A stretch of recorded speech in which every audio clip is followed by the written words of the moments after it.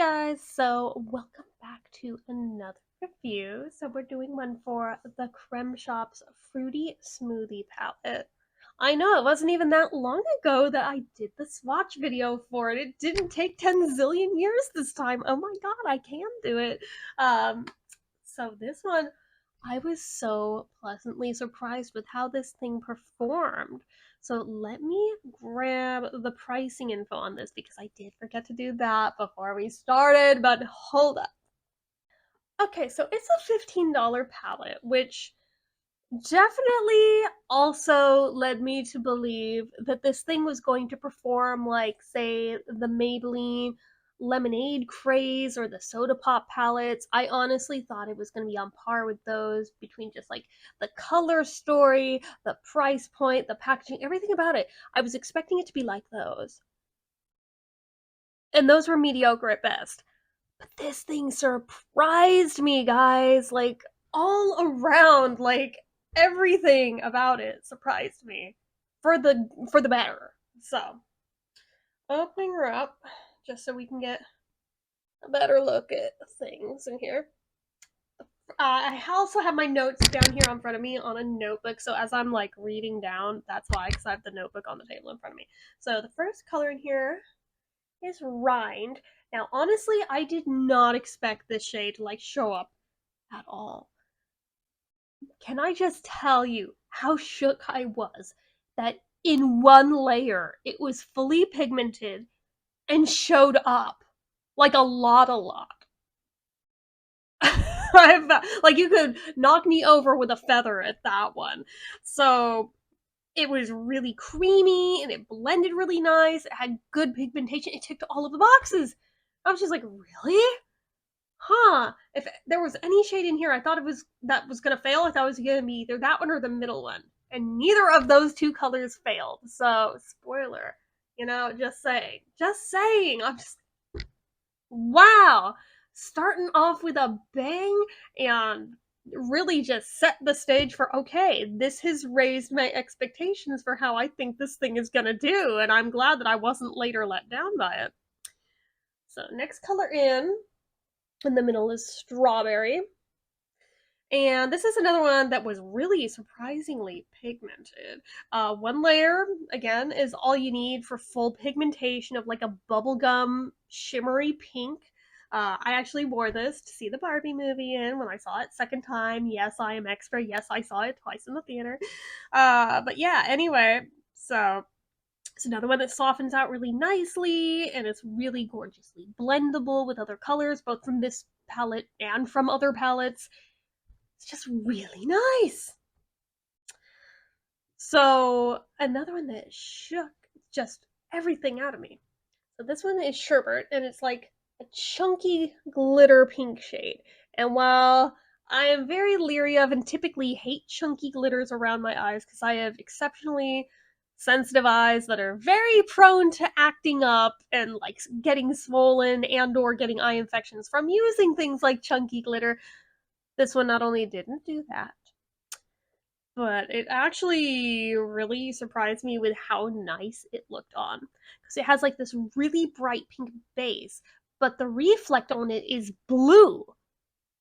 Like, I don't know if I can get it to really pick up on camera right now with this lighting. I don't think it is, but I feel like I did at least one video while I was wearing this stuff, and god, it is just like so pretty. I just like kept getting lost and looking at myself in the mirror while I had this one on. I felt like so full of myself, which I am typically not in the slightest. I'm like the most self-deprecating person on the planet, so I was just like, damn, that looks really good. If it weren't for it being a freaking chunky glitter, I would wear this all the time, but I don't think my eyes could tolerate doing it all the time. As a one-off with a really good glitter primer, okay, but I can't get away with wearing that all the time. I envy people who can, but yeah, it's so pretty. So next shade in is Mango, which is like this mac and cheese orange down here. This one actually did take a little bit of effort to get it to show up, which let me get this straight. The light one up here full opacity one layer. But the bright one right below it, that one takes like 2 or 3 layers to get to like really build up to full opacity with no patchiness. I can't explain it either. I can't explain it either. I don't know. But once it is built up like that, it looks really good. So, and again, that middle one, that bright yellow, I would have expected that one the most to be one that would fail. And it did not. So I was really pleasantly surprised at how vibrant it was, even with just one layer. I did add a second layer just to see if I could make it pop even more, which it did build up a little bit more, but I mean, even at just one, it's super vibrant. So I'm like, bro, if Yellow Submarine gets another theatrical run, I go see it, I know what I'm wearing. I know what I'm wearing, especially because it's like that shade of yellow.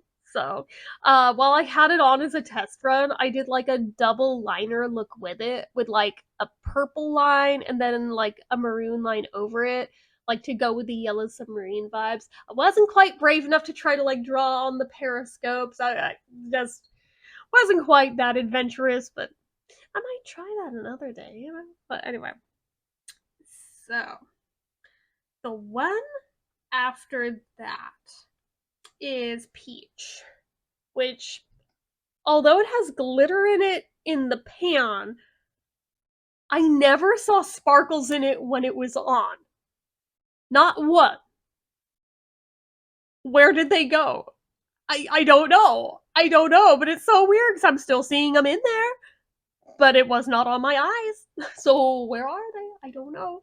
But anyway, it's another one that takes a little bit of building to reach its full potential, but once it's there, it's a really dreamy, corally, peachy shade that blends out fairly effortlessly. So I really can't complain too much, even if it did lose its sparkles to the ether. Which brings us to Kiwi, that green in the corner. Honestly, I thought it was going to be the same type of texture as Strawberry, that middle top one. It's not. It's another chunky glitter like this guy. I was like, oh, what? I, yeah, like even looking at it now, I'm still like, how?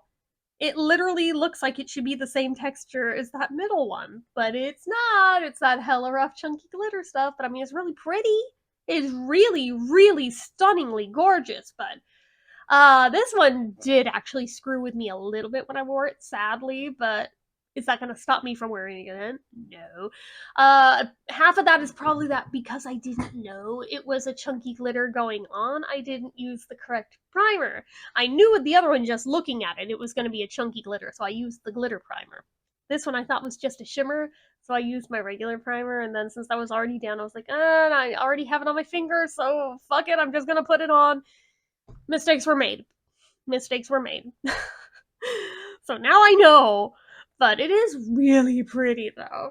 But yeah, so anyways, it does take some work to build up. Actually, this one may take the most work out of any in the whole thing to build up.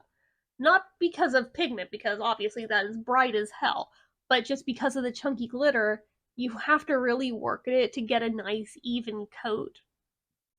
Yeah. Yeah, but it is really, really pretty, so I mean, I forgive it its shortcomings. So Drizzle is this warm brown shade in the middle. I never thought in a million years that I, the queen of loving bright, vibrant eye colors, would be calling a brown shade dreamy, but here we freaking are. Like, oh my god, it just was chosen so expertly to where it could work as a shader color for literally any color in here and just work. But it also looks really good on its own. Like when I tested it out, I wore it as its own color. It looked really good too. Um, which is shocking because having brownish eyes, usually I feel like it looks boring if I wear brown eyeshadow with it. It's like, oh, well, I guess we really, really went monochrome here, but it's like I lose the green tones in my eyes if I wear brown eyeshadow. That's why I generally don't do it because I have hazel eyes, but Anyway, but it also smokes and blends out so smoothly, like arguably more so than any other color in this palette, which was really surprising. But it ticks every box. It's a winner. It's an all-around winner. And then the last color is watermelon.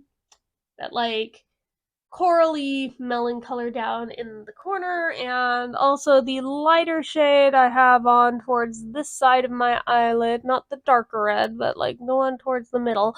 That's what I have on here. Little goes a long way.